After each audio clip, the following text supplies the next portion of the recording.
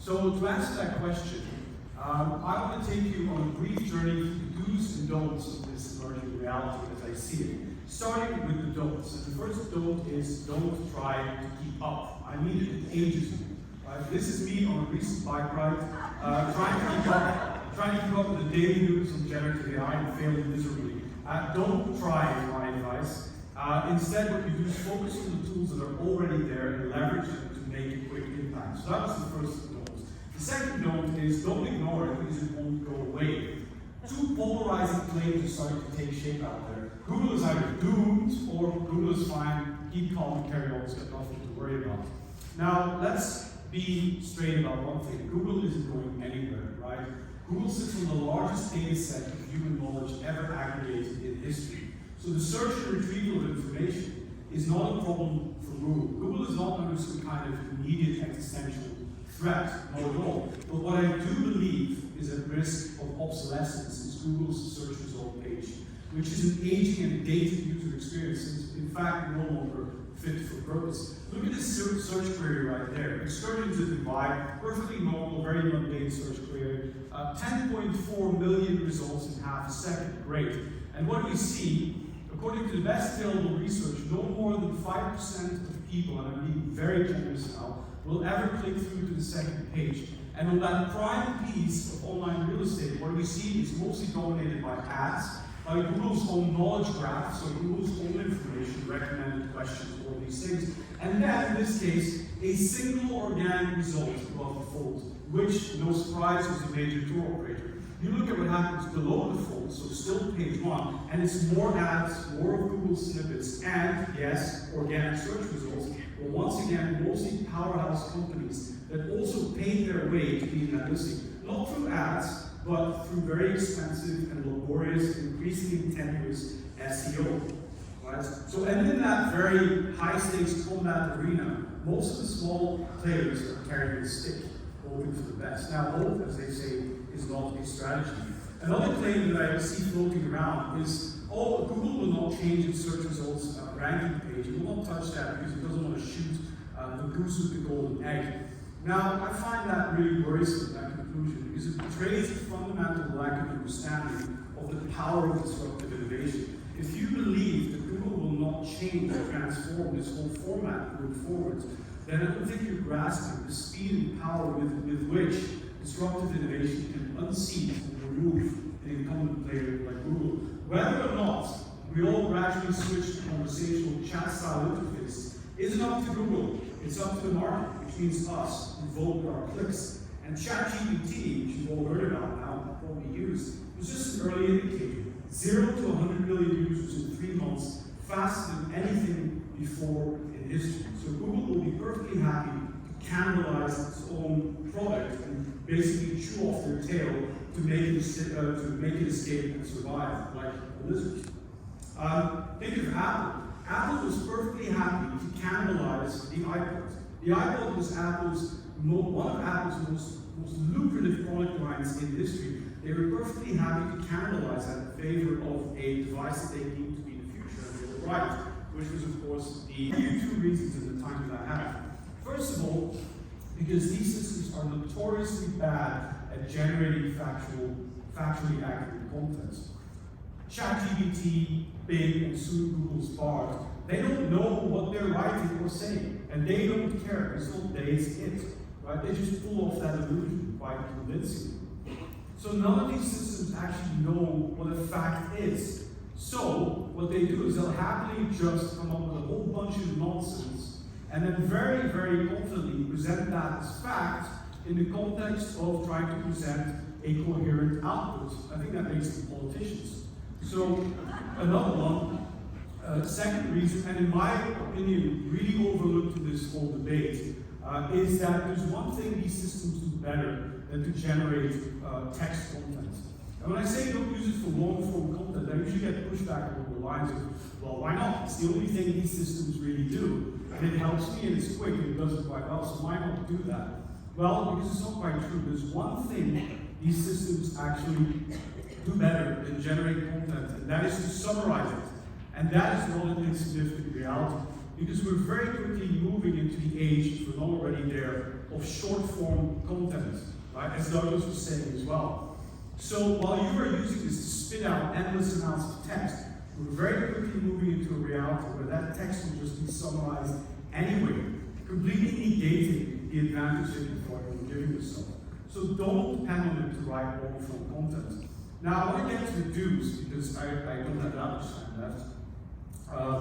So the do's, I was thinking to myself when I was preparing this, if I was sitting in that audience, what would I want to see? And my thought was, I don't want to be told. I want to see, like, show us, don't tell us. So I wanted to do that. And so I had to give myself a challenge. And I thought, okay, what's a good challenge that brings forward all of these generative AI tools that are out there? How can I maximize all of what is currently there and leverage that to get ahead? So I gave myself a challenge and I said, I'm going to set up a tourism activities business from scratch, but I'm going to set some limits. What am I going to do? I'm going to give myself 4 hours. I'm going to give myself a budget of 100 euros, and 90% plus of what I do has to be generative AI. Okay, that's sort of the challenge I gave myself. The topic I picked, and I have to add a disclaimer here, has nothing to do with the place or the country or the city that we're in, right? Because wandering minds will wander. I would have picked the same topic anywhere else, so that disclaimer out of the way. What did I pick? I picked Bletchley Park. For people who don't know what that might be, I think most of you do, it's a place outside of London where they broke the Enigma codes during World War II. Right? It's where they broke the Enigma codes and eventually allowed the Allies to listen to radio traffic, break the Enigma codes, which went a long way to winning World War II. So that's the machine that did it.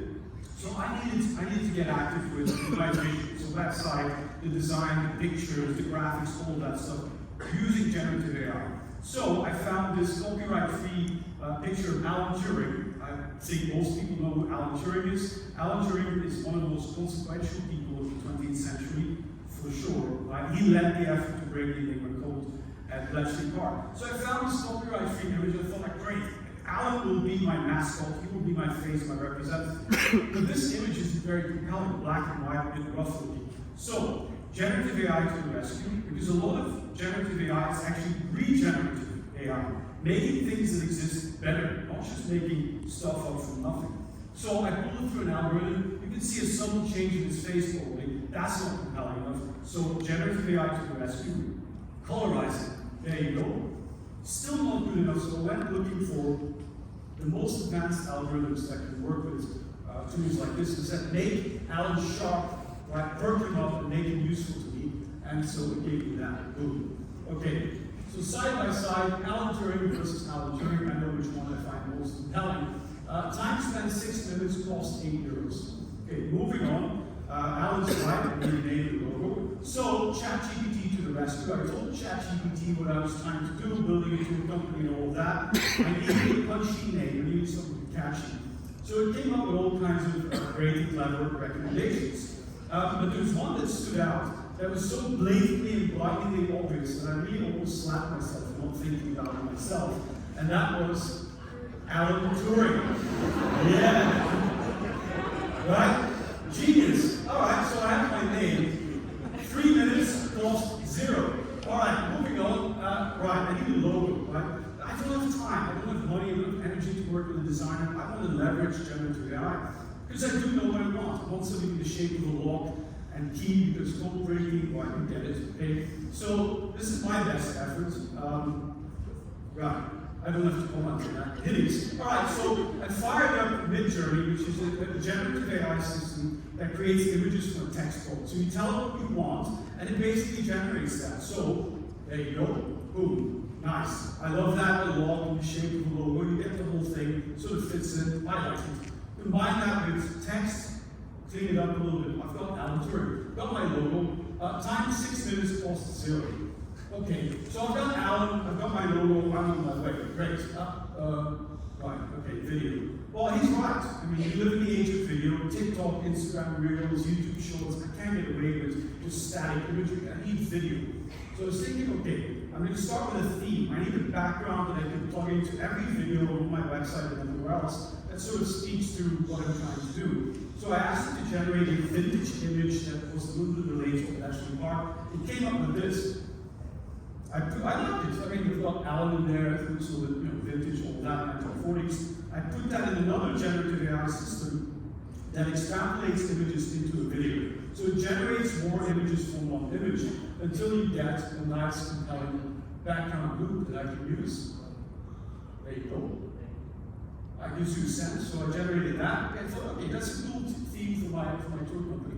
So I've got my logo, I've got Alan, I've got my background right there. Okay, moving on. Time 14 minutes, cost 12 euros. Okay, what else do I need? So total time so far spent 29 minutes, cost 20 euros. Right, video without sound. And I don't want to steal sound, I want some silly little jingle somewhere. I want my own theme song, right, for my own company. So I went and fired up Ava. Ava is a generative AI system for music, so it generates music. And it has one feature that's called influence. So you can upload a piece of music and it can be inspired by that piece of music to generate something new. And what better thing to use to generate a new piece of content from? And I love the delicious irony of this from a movie that is called The Imitation Game, which is a movie about Alan Turing and about Bletchley Park and the code breaking and all that. So I uploaded that soundtrack into Ava, and it used that to be inspired by and copy the soundtrack, and this is what it gave me.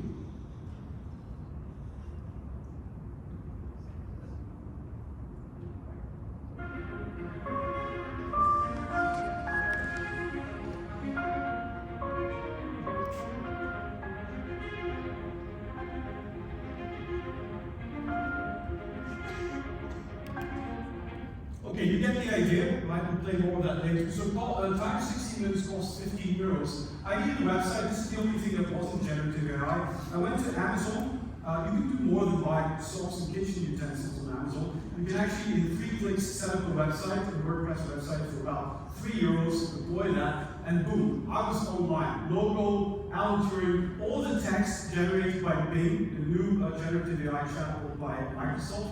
So there you go, I have a website. I'll give you the address and then you can go have a look. Time to set up the website, 80 minutes, costs 3 euros. Okay, but I need to up my game. I'm trying to leverage this. And I know I need to be on TikTok and Instagram and all these places with video. I need to speak to people. So, but I don't want to speak, Alan has to speak. Okay, so pulling everything together, all generative AI, all its capabilities. I also, by the way, I put a chatbot. I found some Norwegians who were sort of at the spirit of this, and they are doing state-of-the-art work in training chatbots for your own website on your own content. So we created one that you will be able to visit as well. And so you can actually talk to Alan Turing on my website.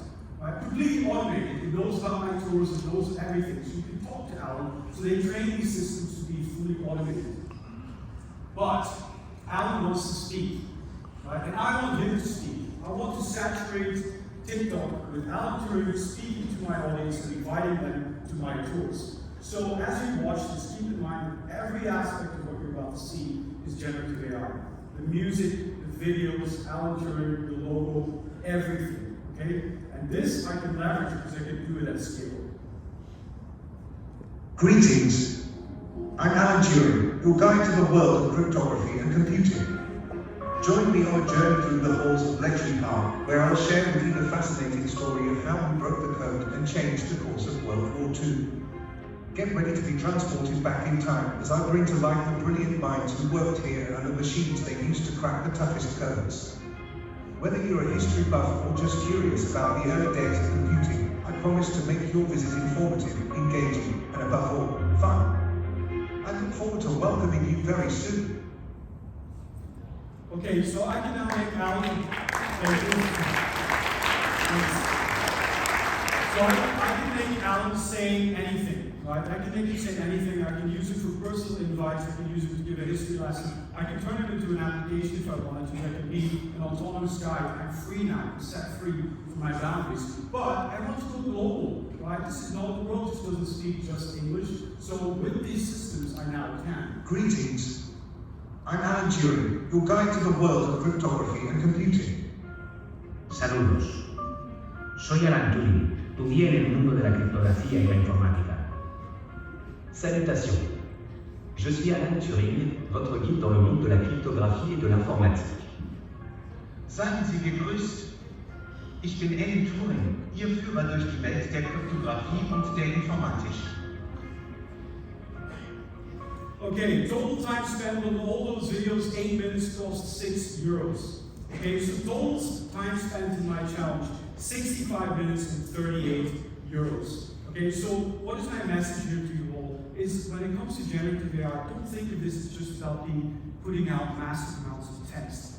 In fact, what you can do in the tourism activities sphere is a lot of you are sitting on original content, on the ground things, visuals, audio, all kinds of things that you can leverage very quickly at almost no cost to create new things, right? To create new compelling things so that you can go back to doing the one thing that I think drove most of you into this business in the first place, which is to tell and share great stories.